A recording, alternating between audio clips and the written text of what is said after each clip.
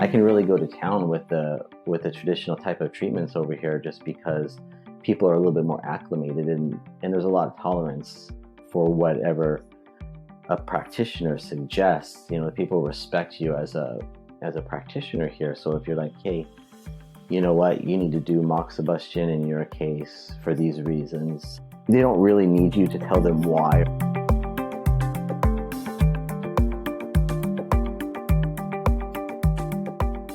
I'm Michael Max, and this is Geological. Unless you're driving your car at this moment as you hear my voice, pause. Take a moment. Take in what's happening around you. Is your attention drawn to what's coming through your visual channel? Since you're listening to a podcast, you might be more attending to the sounds around you. Or if you're kinesthetic, your attention might be on what you're feeling. And isn't it curious that there's this shifting ability to bring attention to or away from each of the sensory streams? Again, for a moment, note, what makes up your current environment?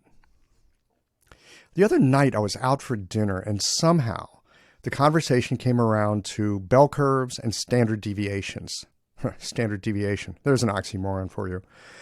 I asked the 14-year-old niece if she'd studied bell curves yet in school. And being 14, she's like, bro, we did that years ago in China. And this led to a conversation about how we know things. Evidence, yeah, there's a buzzword these days, and the scientific method. And so I asked her, what's the first step in the scientific method? And she says, observation. Wow. You know those moments when something just goes through you and everything's different? I had completely forgotten about that.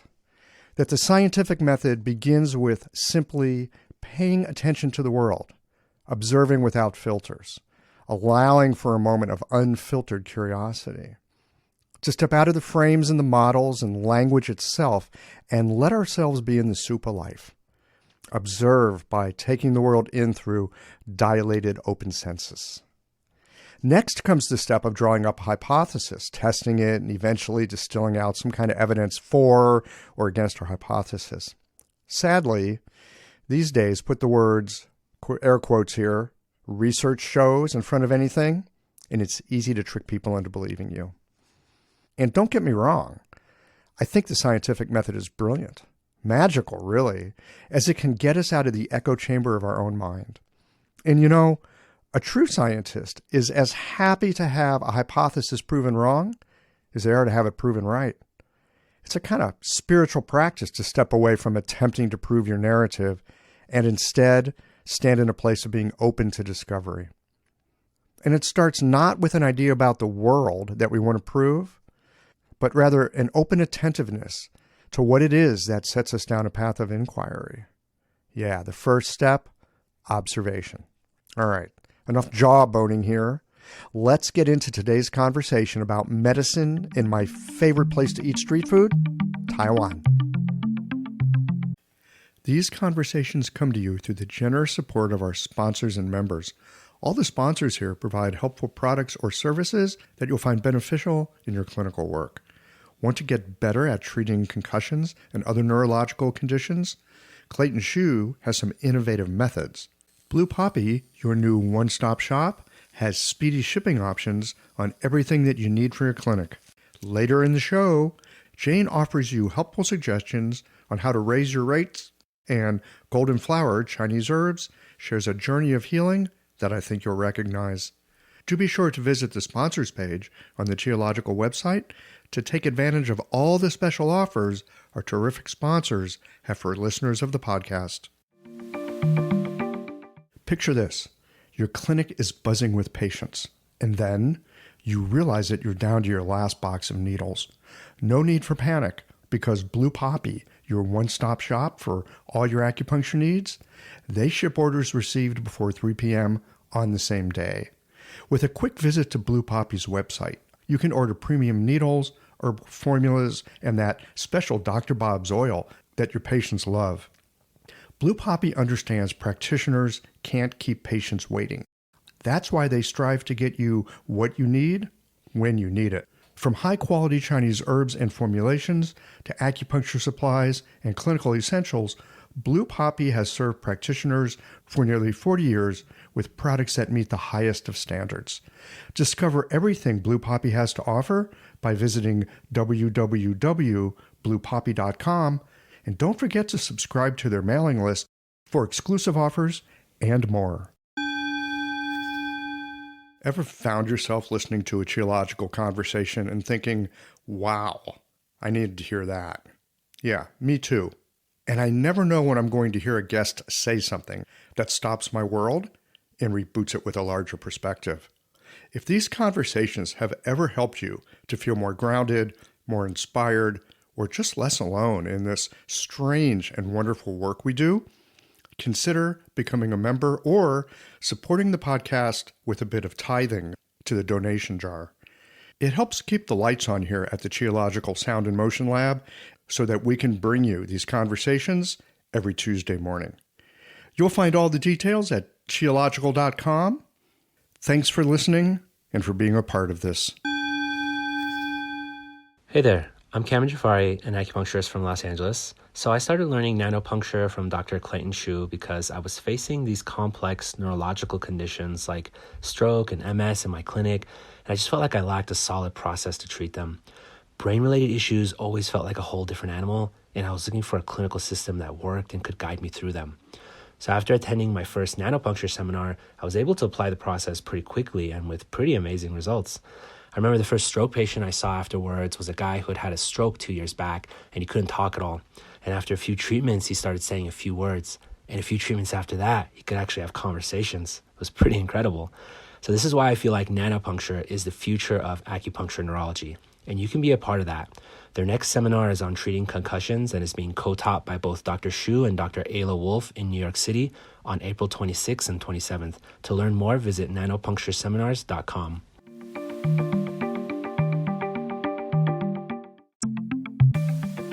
My guest today is Greg Zimmerman. Greg and I are sitting down for a conversation across some major time zones. I'm in St. Louis, Missouri.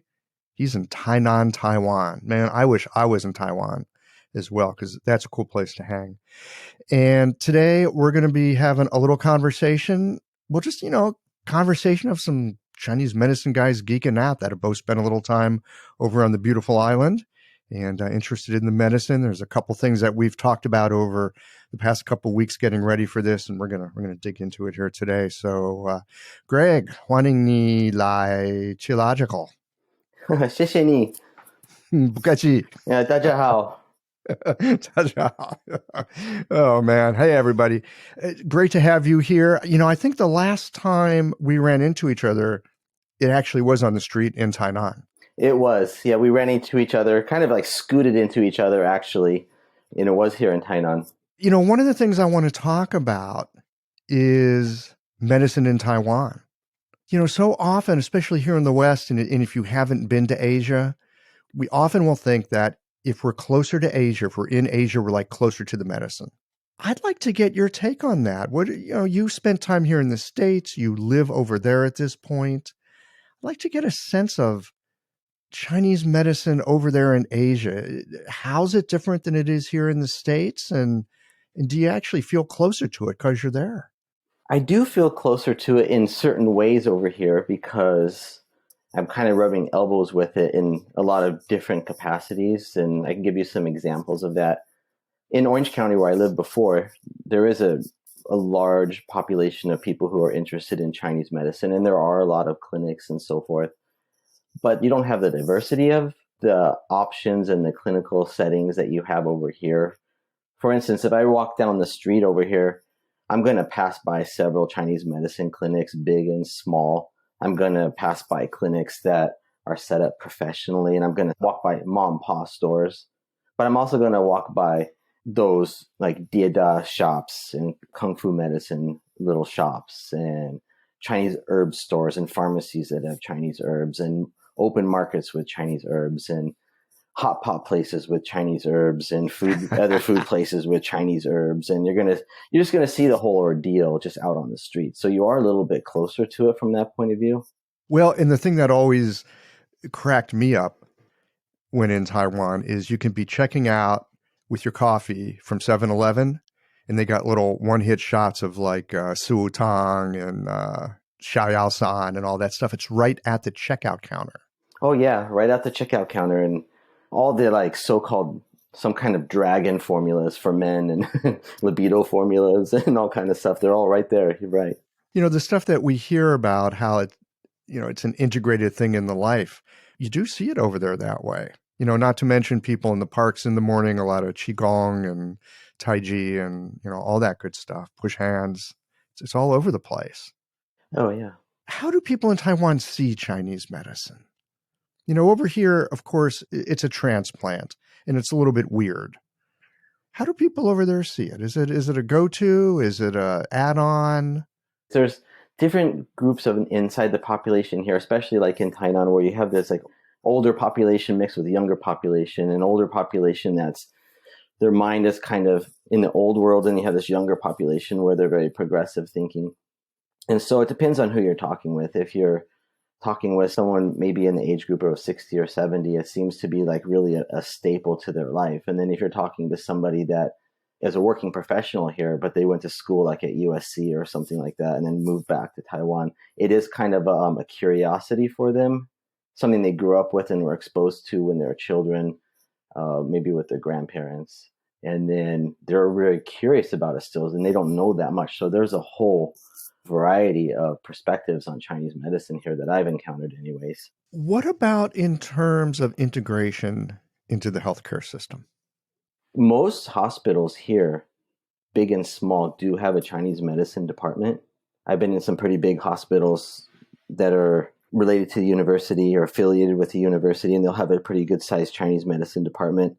In some of the other hospitals that maybe are run by organizations like the Siji hospitals, they'll have Chinese medicine departments. Ida has Chinese medicine departments. I think it was just a couple of days ago, I was in Zhonghua, which is a smaller city in a small hospital, and they even had a Chinese medicine department. So it's pretty integrated, but from the experiences that I've had, it's not like fully integrated. When you go into the hospital, you're just automatically going to see like both a Western and a Chinese medicine doctor. There's usually some kind of arrangement that's made, and depending on the case and the family and so forth. So it's like integrated, but maybe not automated. So would you say it's that the doctors in the hospital say, oh, you know, you get this treatment, that treatment, that treatment, some's Western, some's Chinese? Or is it more that people themselves self-select? They say, yep, I'm going to go see this bone doctor over here that, you know, does bone setting, or I'm going to go see this orthopedic because I want a surgery. Well, I think it's a little bit of both, because there'll be patients who request it when they're in the hospital, and then there'll be other circumstances where they're referred to them inside of the hospital. You know, one thing that's different over here in the hospitals is the family plays more of a role of responsibility for the patients than what we do in the States, meaning like in the States, when you enroll in the hospital, there's usually like nursing staff and nutrition staff, and everybody's caring for you and making sure you have all your meals and so forth. And they do that here as a service, but not everybody does or utilizes that service in the hospital setting. Sometimes the families manage all of that. And when they're managing all of that, they may bring some of the Chinese medicine in with that as well, or like a family member may be requesting that for the patient, and it can be integrated that way. It's interesting how the family is much more involved. I remember when I lived there, I had a roommate who was in a scooter accident, imagine that, and ended up in the hospital. And there was this whole thing where the friends had to get together and make sure that he had food and clean changes of clothes and all that, because the hospitals just didn't do that stuff. Yeah, it's expected of family to take care of that. And if your family's not available, then usually it is friends. And if you don't have friends who are available, there's people that you can hire to be caretakers that will come in and do that for you. I want to switch this just a bit here. Your study of Chinese medicine, did you start studying it in Taiwan, or did you start studying it here in the States? I started studying it in the States, in Hawaii, actually. That's barely the States. Yeah, it's kind of halfway the States. Yeah. And what got you involved in it? What drew you in? Mostly because I did Kung Fu since I was young, and most of the martial art teachers that I had were also doctors, whether they were a Chinese medicine doctor or a Kung Fu doctor or a bone doctor. Almost all of them that I had were some kind of practitioner of medicine, and it really captured my interest. I got to see a lot of Chinese medicine in action when I was younger, so it just really made me very interested in it. You said Kung Fu doctors or bone doctors. What are you talking about here?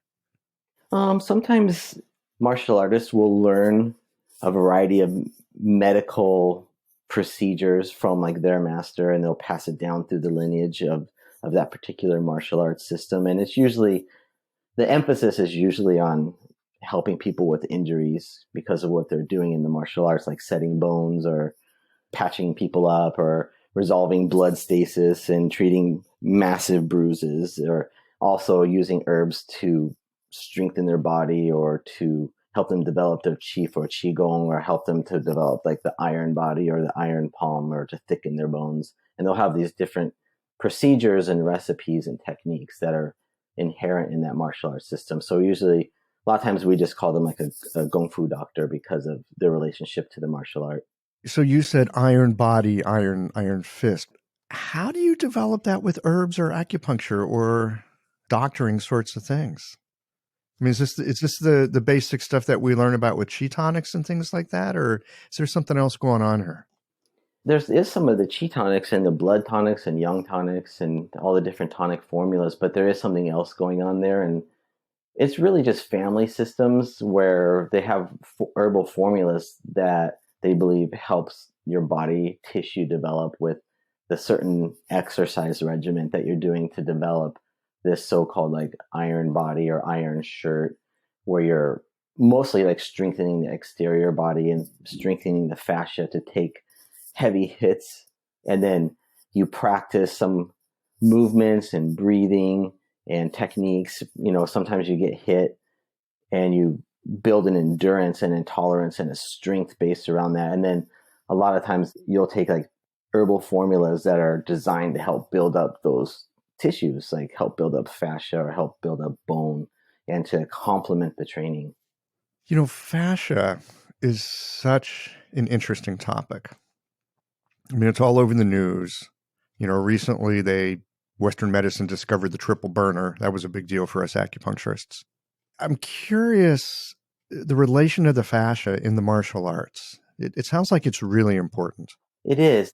A lot of the strange movements that people practice in martial arts, where they're contorting their bodies and doing repetitive motions or doing kind of like twisting motions, a lot of those motions are actually designed to help strengthen up the tendon and the muscle and the fascia part of the body.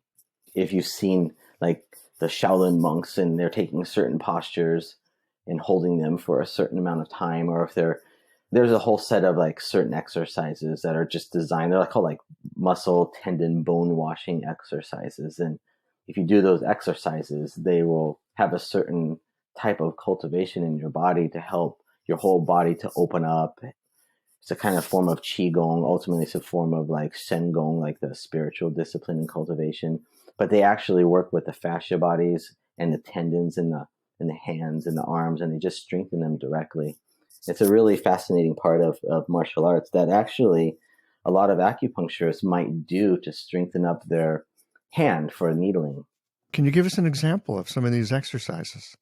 Like sometimes you might see Kung Fu people doing like exercises with those big iron balls or those iron rings, or they'll be doing exercises where their hands are down to the sides and they're flexing their wrists up in a kind of quick repetitive motion with some breathing. And those are examples of some of that tendon muscle washing. So you're really focusing the movement and the movement of chi and blood into that particular type of tissue. Yeah, and isolating it through the exercise and in the motion, and then it builds up over time. Another route is to actually get like kind of like hit repeatedly or something like this, or some disciplines like this, where you'll stand in a posture or a deep stance, and then your teachers might hit you with sticks or hit you with some kind of sword or something like this that's not sharpened, and poles, and then you start building up a tolerance to that kind of beating. And every time you get beat down and you recover, you build up a certain amount of strength in the exterior part of your body. And then it starts building this so-called like iron shirt or That's usually how I hear it translated, is like an iron shirt. And there's a lot more to it than that, but that's some of the things that people do. And then the Chinese herbs example would be like you get beat up pretty bad by your teacher, and then you take the Chinese herbs while you recover. It helps move the blood. It brings more blood to the exterior part of the body. It helps you to recover quicker, but it like builds the tissue while it rehabs it, and then kind of harnesses the effects of that certain discipline and exercise. It sounds like you have studied a fair amount of, generally what's called HIT medicine, the trauma medicine, through your work with studying martial arts. Yeah, a little bit.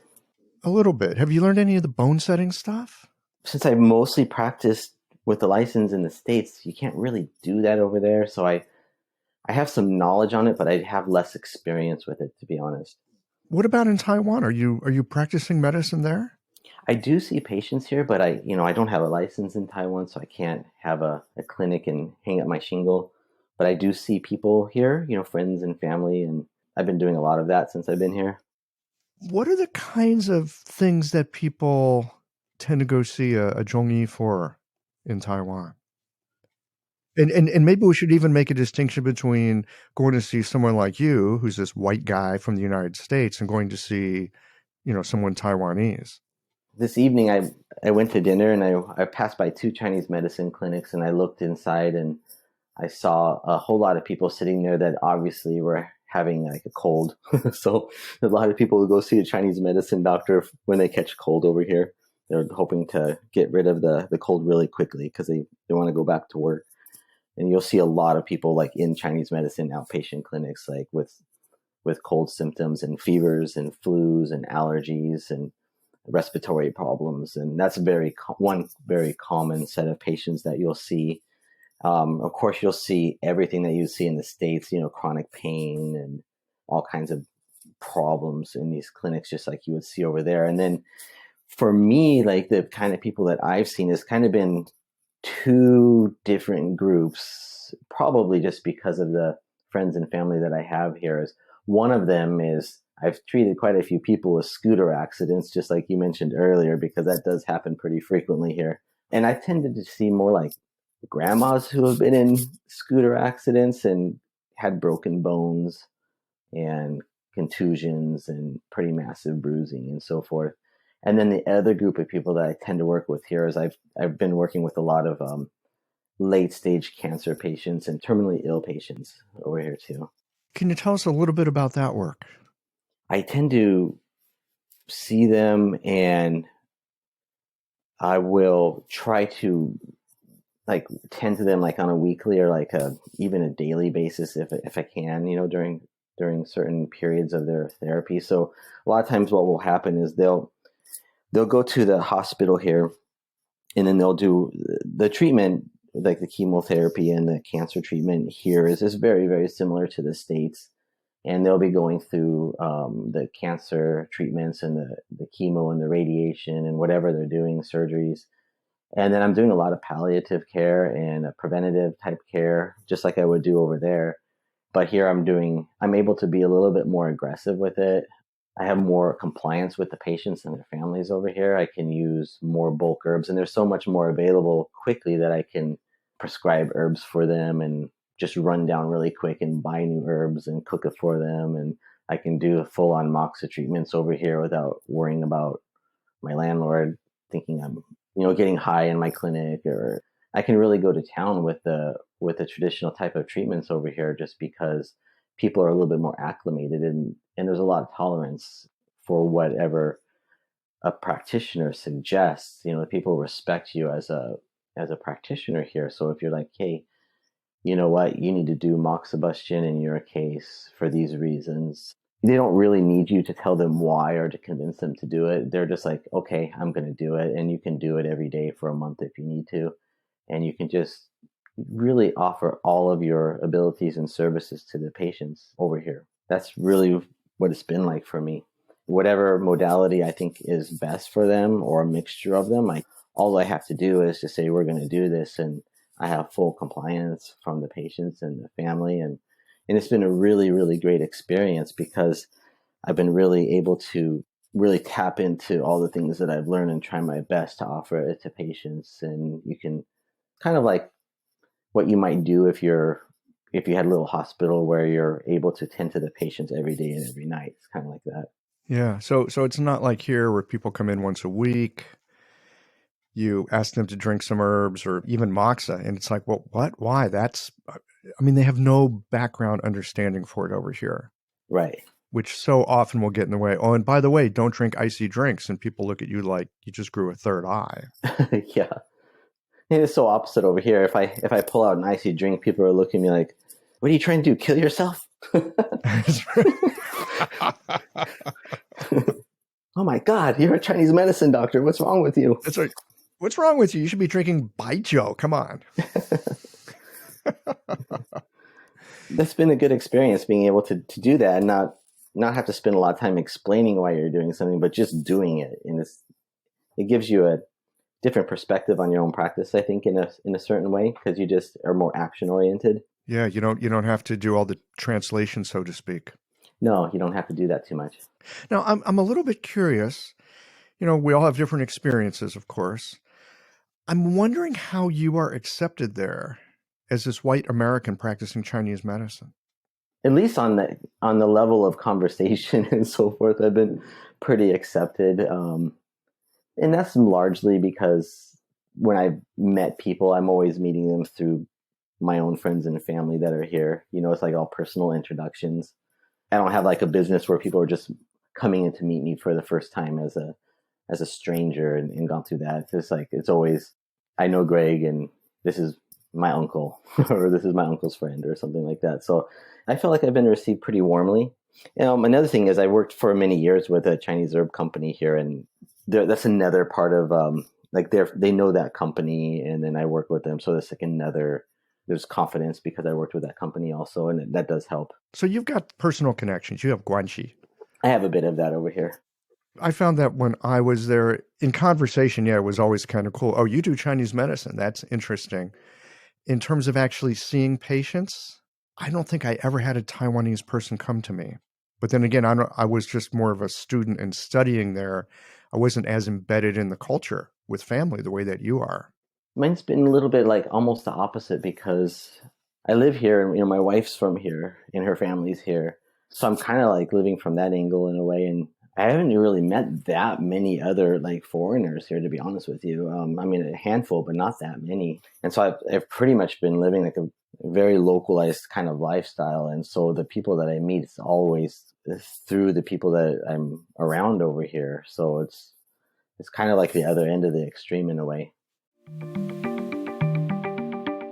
This episode is brought to you by Jane, the clinic management software that I use to keep my practice running smoothly. So, let's talk about something that can be a little bit uncomfortable, raising your fees. I know, this is something that might feel awkward, but it doesn't have to. With a bit of planning and care, you can handle it in a way that feels right for you and your patients. One tip, give yourself at least 2 months to prepare. This gives you time to get comfortable with the change and let your patients know what's happening. You can share the news through emails, booking reminders, or even just a friendly little sign in your clinic, and avoid over-apologizing. Instead, keep it straightforward and matter of fact. Keeping things consistent across the ways that you communicate can really help avoid confusion.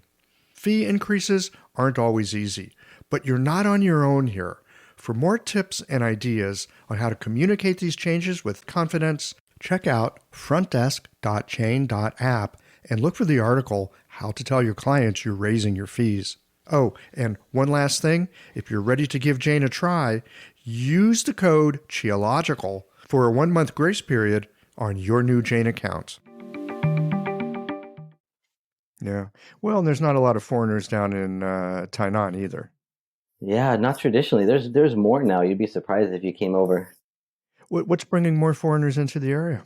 It's a combination of people really like the city and the charms that the city has, and they have some pretty good program at the university now, MBA programs and some pretty good scholarship and grants that's bringing people over. There's quite a few people doing, like I said, an MBA, and I think there's some kind of maybe like aeronautical engineering or some kind of program that's they're teaching in, I believe, in English, and then they're able to take the Chinese language program as well. And I think it's even free of tuition if they join the other program. And it's attracting more and more people from all over the world. So I've met quite a few people around here where I am, because I'm in the East District, pretty close to the major university here, and I'll see people and meet them occasionally. And a lot of them are here because of that college program. You mention Tainan is charming. Mm-hmm. Paint us a little picture of Tainan. Tainan is kind of like the old capital of Taiwan, and it's a port city. So you've got areas of Tainan where you have old fortresses that were built by the old Chinese that were here, and then Dutch settlers that were here. And then there was a time where during the Japanese occupation where the Japanese built Japanese colonial style buildings, and you got all this like kind of old buildings that are really kind of interesting visually, and there's a lot of old architecture. But at the same time, the city's kind of like small. Like everything's small. Like the streets are more narrow, and the houses tend to be more small in a lot of areas.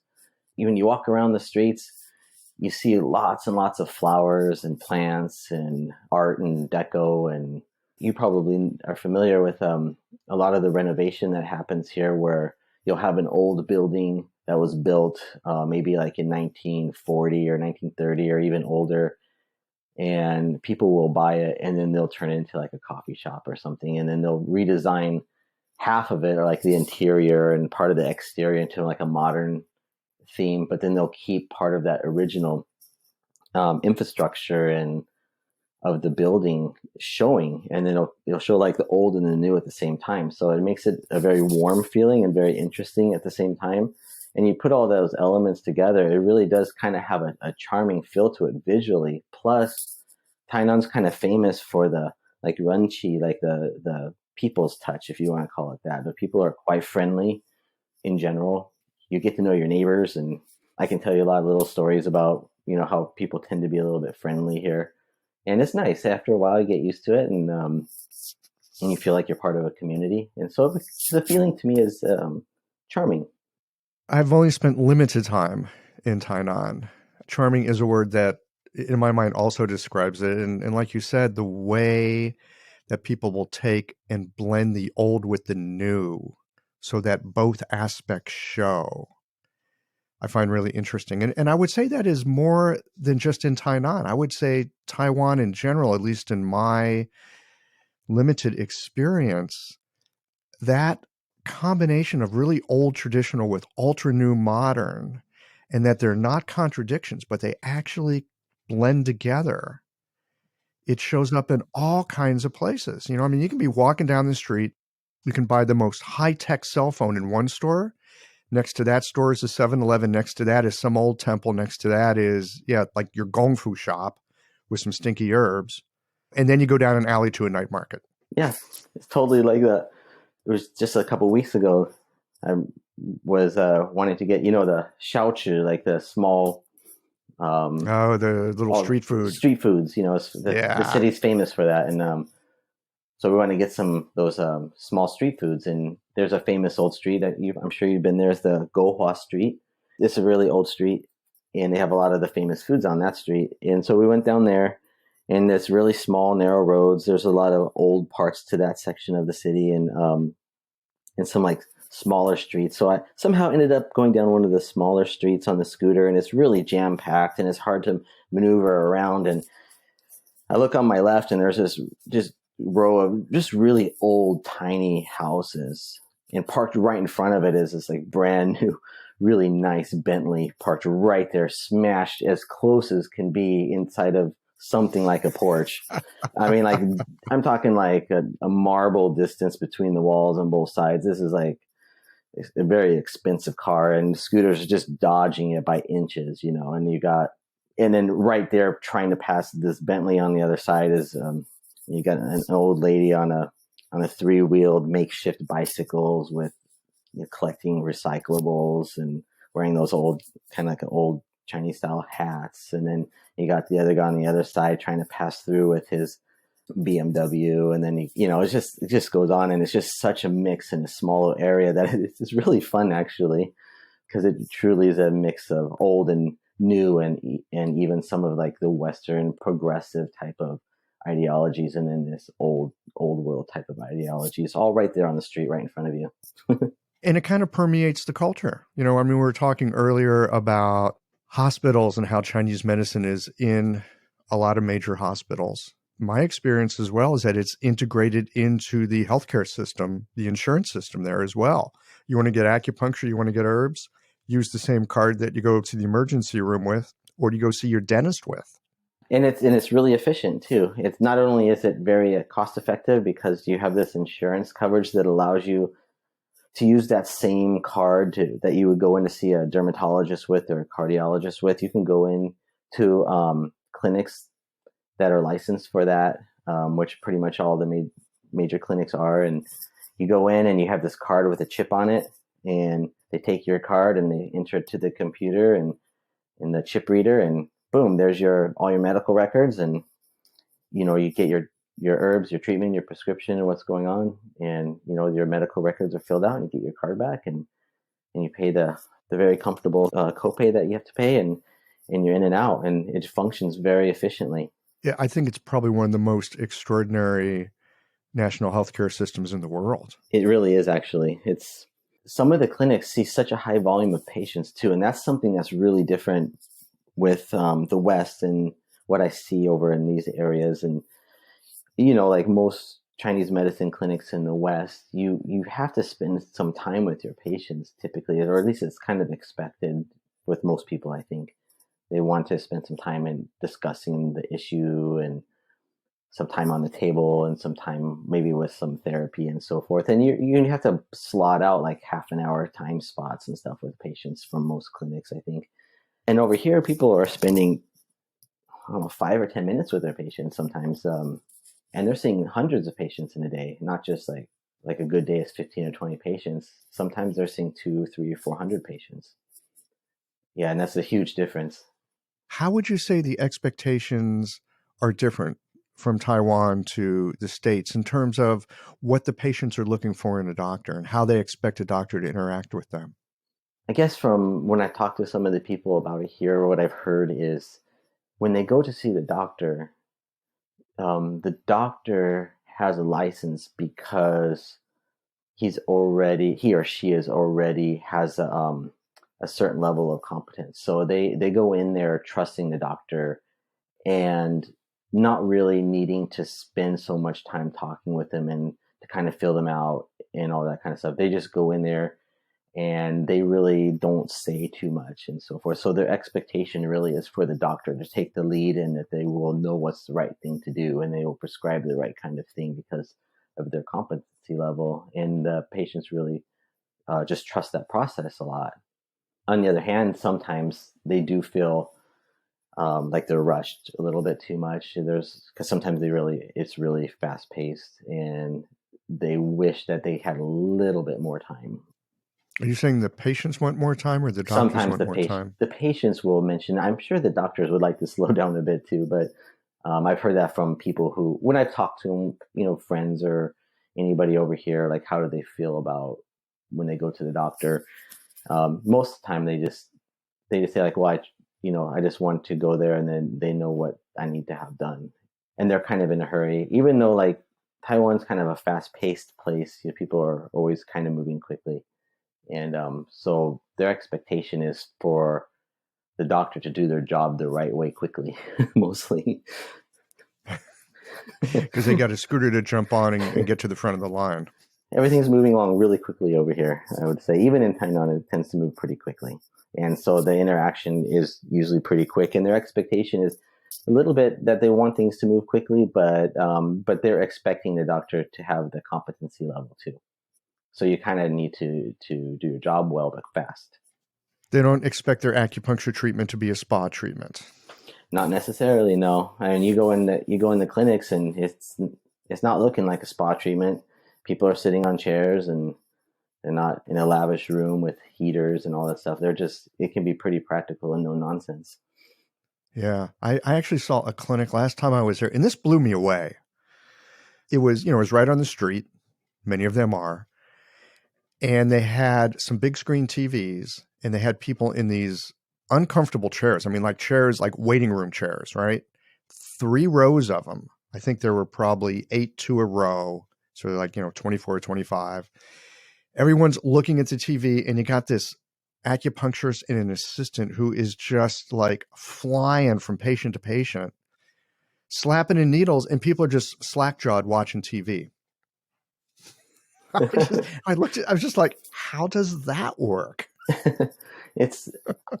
I can't really speak for them, but I think there's just a certain element of like, they're going to trust that it's going to be done, and they're just going to like chill out with it. And I don't know. I've heard people say that Taiwanese don't like needles, but they seem to tolerate it pretty well. So I don't really know. I don't really know where the tolerance level is, but people needle pretty fast. They use large gauge needles, and they're not very timid. They're just sitting there and just taking it, just like you said. I would actually say, and this is true what I've seen on the mainland as well, very heavy-handed needling. I mean, if I attempted to treat my patients in those ways, I don't think I'd have so many patients. There is a cultural aspect to this where I think it's expected that there's going to be some sensation. Actually, this is my experience back in the States. When I was in Orange County, I started seeing a lot of patients there that were from China in Orange County. And if you treated, in terms of needling, the way you needle, like if you did it the same way that you might do for the local community, they were kind of like, can you do this harder? Can you use bigger needle? Because that's what I'm used to. It's like, back in China, they use a big needle. I feel it all, I feel a lot. They're kind of looking at you like, why aren't you doing this more aggressively? Right. I thought you said you knew how to do acupuncture. Yeah. Why are you so gentle? It's like, well, I'm calibrated this way right now. Yeah. Well, I think those cultural aspects really do come into play. So you're outside of the insurance system there. So what does it take to get in the insurance system in Taiwan? What if you want to be a part of that? Well, it's not easy if you're a foreigner, really, because I guess prior to a few years ago, like there was some testing that you had to take to get a license, and the testing is not easy by any means. It's pretty hard. A lot of reading and answering questions by essay, I believe. And this is all in like traditional Chinese. So you basically have to memorize lots of books and then answer really hard questions. And the people that are going to school over here for Chinese medicine are really, they're really some of the top academic students and so forth. So it's, you got to go through all of that and that testing process to get licensed. And then you have to have the license in order to get into the insurance thing. So if you're not really at the level with traditional Chinese to be able to do all that, it's really quite hard to get that license to get yourself into the insurance system. I don't know a lot of the details, but I think they've changed it now to where in order for you to take those exams, you actually have to go through the school programs now and then take the exams and then get into the field that way. So it's pretty hard to just like apply for a license and take like an exam or something as a foreigner. From what I've heard, it's pretty much people just tell me it's impossible to do that. That's what I heard too when I was there. In fact, what I've heard from friends I had in Beijing who were from Taiwan, but they were studying their medicine in China, they were saying, yeah, I'm going to go back and I'm not going to be able to be in the insurance system because I'm not going to be able to sit for the exam because I didn't study it in Taiwan. So there's a really high bar for that stuff over there. It is. And the schooling's longer too. It's not very easy. It's a big challenge. My wife actually studied and took part of that exam when they were offering it. And so I heard a little bit about it, and it's very rigorous. Well, and a lot of it is supposedly not even about medicine. It's more about Chinese classics. Yeah, that could be. It's all tied together. And you get into the kind of the ancient Chinese, and you got those old texts. I have to ask her about that, how much of the non-Chinese medicine stuff is involved. I think we see this in Western medicine here too, to some degree, right? You got to learn all kinds of math maybe before you get to, get through your program as a doctor, even though you may not use that much math. That's true. Or like ethics or something. And Well, ethics is probably not a bad thing to have under your belt. No, I think it's a great thing to have under your belt. I love ethics. So you do both acupuncture and herbs with folks. Do you have any kinds of acupuncture in particular that you lean on when you treat people? Any methods that you find that you like to work with that are effective for folks over there? I usually try to keep things pretty simple. I use a lot of the Dong's acupuncture because I have experience with that, and it seems to work pretty well for people. And I use the classical acupuncture just from whatever I've been able to learn from the classical in perspective, like from the Neijing and Nanjing and those things. I try to use that as much as I can, as much as I understand. I use some of the abdominal acupuncture. I find that works really, really, really good. And I use them interchangeably based on whatever's happening, whatever the scenario is. Also, like circumstantially, like if you're seeing patients that cannot turn over because they're in the bed and you have a limited area where you can work in, and can you accomplish what you need to accomplish using limited amount of space, like in some kind of microsystem approach. And so it's a mix between those, whatever I can utilize from those systems that I understand and have experience with, and the circumstance laying before me or sitting before me. Yeah, it's one of the great things about acupuncture. There's so many approaches. We can get to anything from almost anywhere. Oh, and I forgot to mention, I do some of the Sa'am acupuncture too, and that's really good in those circumstances as well, because you can do a lot with just 4 points or something like that. Yeah, that's something that's really gotten my attention recently. I first heard about Sa'am when I was in Taiwan. Oh, But I couldn't really find anything written about it, and there wasn't much in English. I don't think I ever found anything in Chinese. I don't read Korean, so that didn't help. And it wasn't running into Toby Daly that I started to learn some of it. Where did you pick up on the Sa'am stuff? And I'd like to get your thoughts and perspective on it. it's actually a long time ago, because I did a martial art, a Korean martial art, and my teacher was a doctor, and his martial arts school shared space with his clinic. So, and his daughter's an acupuncturist. So they're all from Korea, and they utilized the Sa'am acupuncture. And I got introduced to it just by being there in the clinic, watching what they were doing. Basically, once they knew I was interested in Chinese medicine, they started inviting me in to see them treat some of the patients, and just describing like, oh, this is, what I'm doing is called Sa'am acupuncture. And so I got introduced, this probably like 20, 25 years ago or something. And so I got introduced just in the clinics. And then later, I was a supervisor at one of the schools in Orange County, and a clinical supervisor in the acupuncture school. And we had a couple other supervisors that were from Korea. They were visiting from like Kyunghee University and those kind of schools, and they were utilizing that. So then I got exposed there as well. Where would you say this technique tends to be most helpful? I mean, when do you think, oh yeah, I'm gonna see if the Sa'am system might be helpful in this situation? Are there any circumstances where it really comes front of mind? From what I know of it, because I don't think I know the whole system in and out, as well as as those doctors who studied it in a very focused way.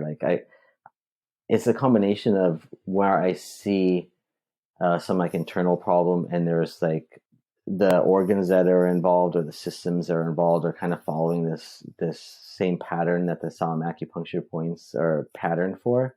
And then I tend to use it more for internal medicine disorders, because that's how I understand it better. And then the other part of it is like I'll tend to use it when I'm using pulse as a guide for internal problems, where I'm not quite clear exactly the approach I need to do, and then I'm just following the pulse, and I have like a kind of a big picture frame of mind with the patient. Like, I'm just an example, like they're having pain in like the low back and in the stomach as well. And then it looks like, I'm not sure if they're having just low back problem or if they're actually having like a large intestine problem. I'm just not quite sure yet. And then I feel the pulse, and then I feel the pulse is kind of rapid, signifying that this is more of a yang problem, maybe in a related organ. And then I'll be like, you know what, I'm going to try this Sa'am acupuncture and try a few needles to directly treat like the large intestine and balance that system out. If all those things are lining up, then I'll utilize that. And that's usually my perspective on using it right now. and it works really well most of the time. And then you can kind of see the results really quickly, either by the pulse or just by symptoms. It kind of clears up the picture and tells me, oh, okay, I was partially right, or I can see a little bit more is involved after this treatment or whatever. And it's pretty useful. I've noticed that you will often see results, good or bad, Yes. quite quickly. Have you also noticed that you can take people in a bad direction with this stuff? Yeah, I have, and it's a little bit scary in the beginning because I didn't know the whole system to start with. Like I was learning and then starting to apply, and it's like, whoa. With the TCM that I learned in school, I didn't really see like very quick positive or negative results. It would tend to be kind of neutral in a way, kind of easy to work with. But then when I started using this, and if I didn't do the right treatment, it's like, oh, a symptom would pop up like almost just right then and right there, and the patient might, even describe it right away. It was very, very interesting. But yes, I did see both positive and negative results very quickly. And of course, the negative ones were startling. The positive ones were great, but the negative ones were startling. Imagine this. A patient walks into your clinic. They're carrying more than the pain in their body. There's a story there, a history woven with the stress of long days, the ache of things unsaid, and the quiet longing for something to shift. You listen, not just with your ears, but with your hands, your intuition, your heart.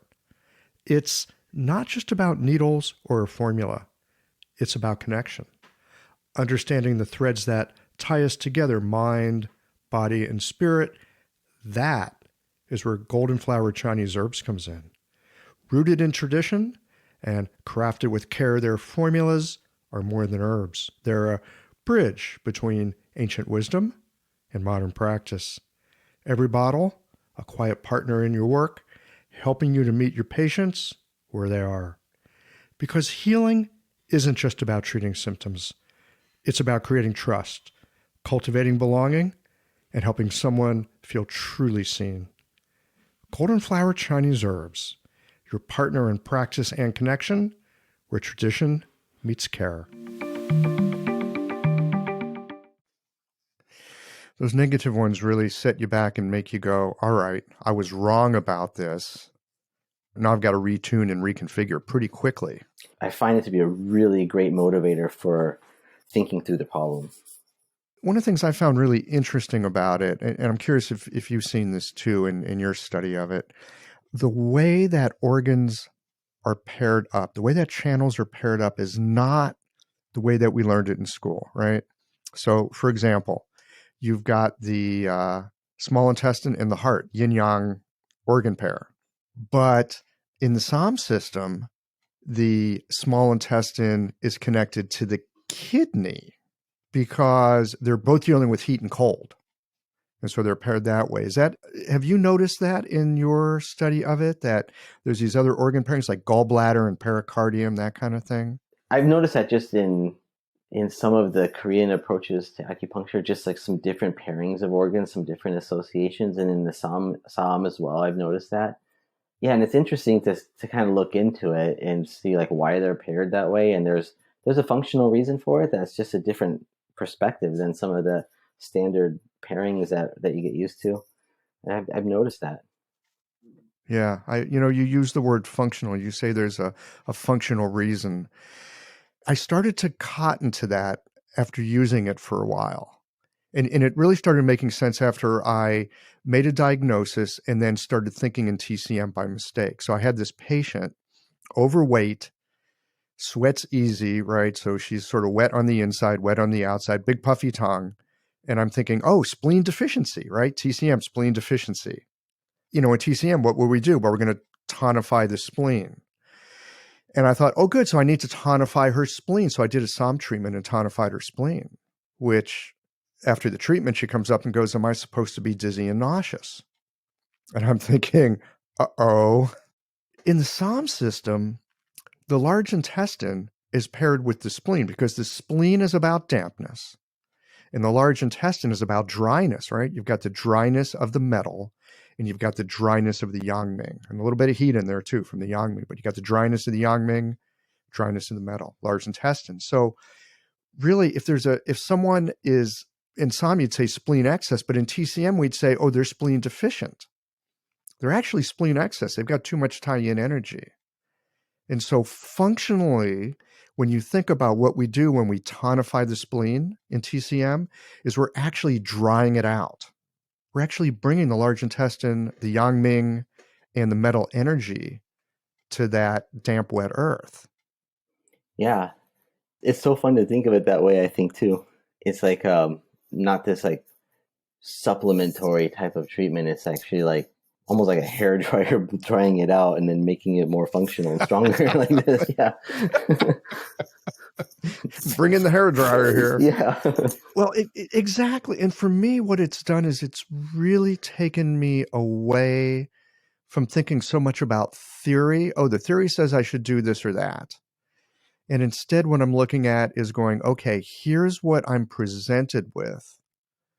What is the function in the body? What is the function in the phases? What is the function in the 6 levels that will take care of that problem and go at it from that angle?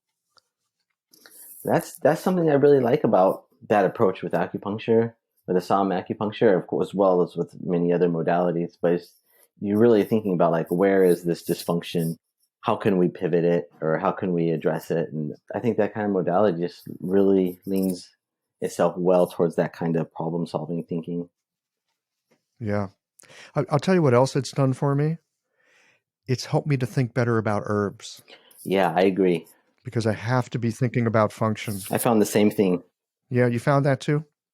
Yeah, I did. I was thinking of that earlier, just, in my mind, like, to me, it tied or like paralleled some of the thinking that I do with herbs when especially if you're using like the 6 channel theory or 6 layers and you're trying to find out where a problem is, where a dysfunction is, and, how you can resolve it, or, some people like say pivot it or whatever you need to do with the herbs. I found it to be very correlative and parallel type of thinking.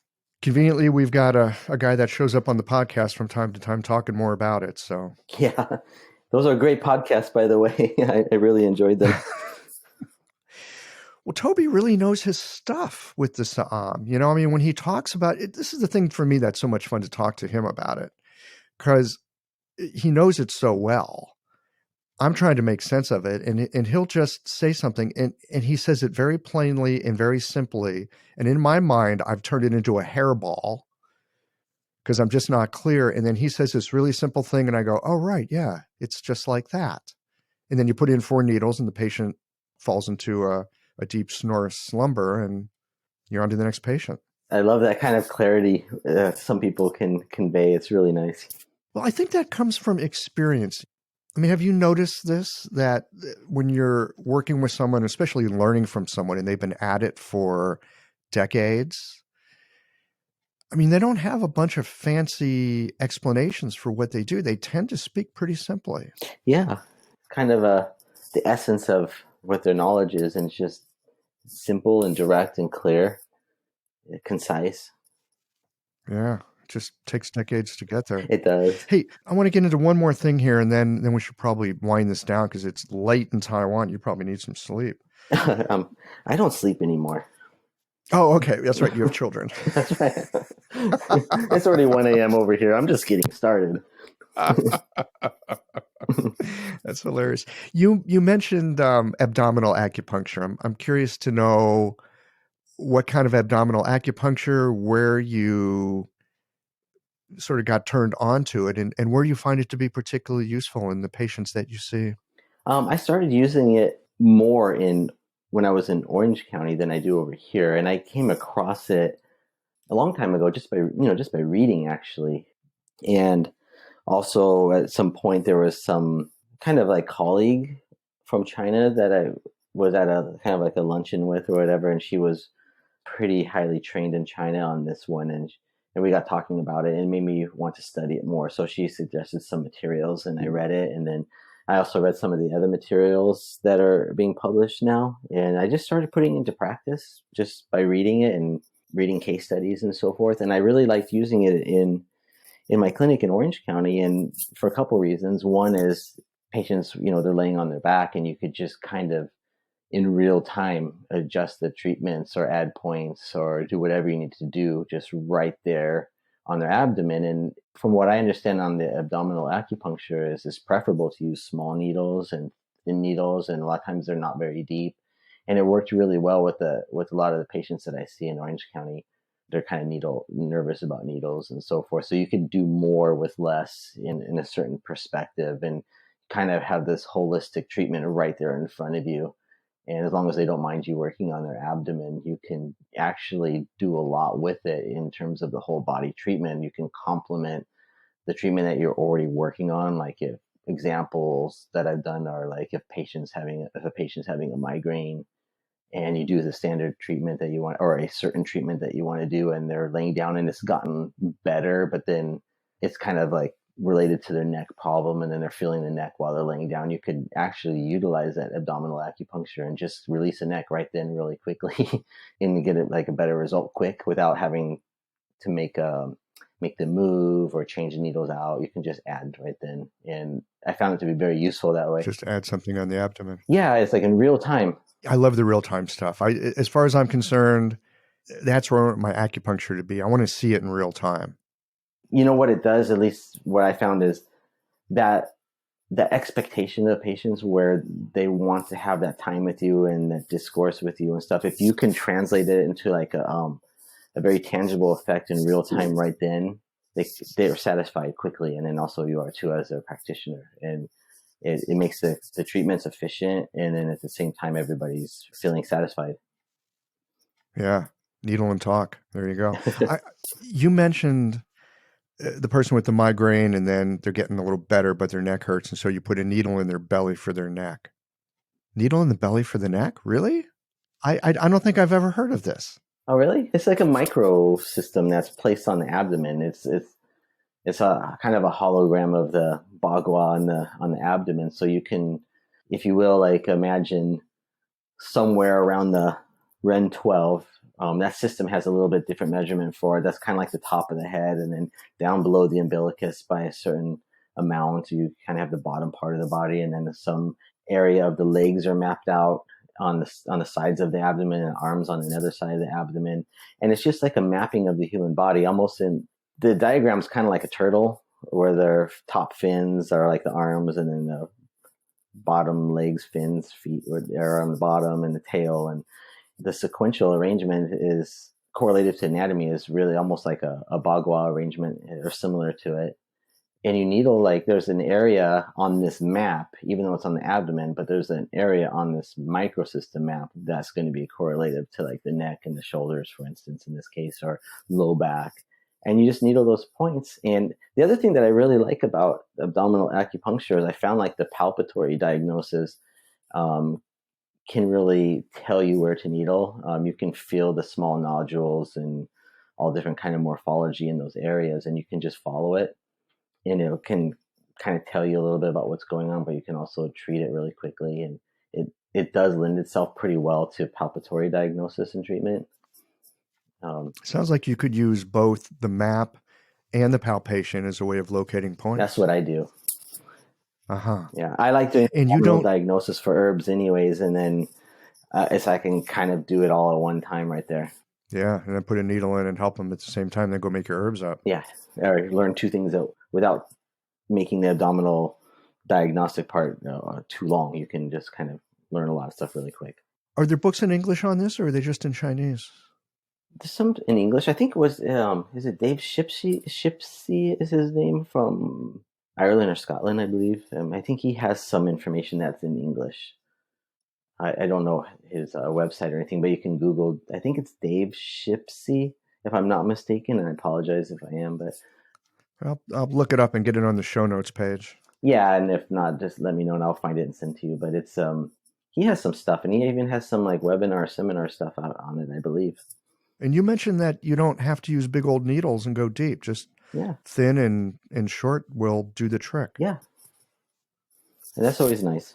Wow, I'm just thinking a little Sa'am with, some turtle belly acupuncture. That might be really powerful. I've done a lot of that, and like distal needle, Dong's acupuncture, or 5 element based acupuncture, 2 points, and it combines pretty well. And like when you're just dealing with real problems right there in the clinic, it works out pretty nicely. Yeah. Well, and it's great that, one of the things I've always loved about acupuncture is that you can sometimes see tremendous results very, very quickly. It doesn't always happen, but, often enough to keep it interesting. Oh yeah, that's fun times. All right. Well, thank you so much for spending a little time hanging out and gabbing about medicine. You've got me all homesick for Taiwan at the moment. Oh, I hope you can visit. I'd like to. I try to get there when I can, and you're pretty much based there from now on. You don't have any plans to come back to the States? You're a Tainan boy now. I don't know, to be honest with you. Like I'm here right now, and may do a little back and forth. Time will tell. But I do enjoy living here in Tainan. It's a really nice place to live. And it's a good place to eat. It's a great place to eat. Yeah, I was in pretty good shape about 6 months ago, and I'm losing it now because I keep wanting to eat these certain foods. I had the really delicious food tonight. It was so good. I hope if you come back here, make sure I pass you that information. It was really just it's too good. I'm going to go buy a ticket. I'll see you soon. Thanks so much, Craig. You're welcome, and thanks so much for having me. It was great to talk to you. Well, here we are at the end of this episode. If you've listened up to this point, you're either a rabid fan of Qiological or the forward button on your podcast player stopped working. If you are indeed a fan of the podcast, you can help us to bring new episodes to our community of practitioners by supporting us with a membership or a one-time contribution. Details, of course, are on the website. That's it for today, friends. Join us again next Tuesday for another thoughtful episode of Qiological.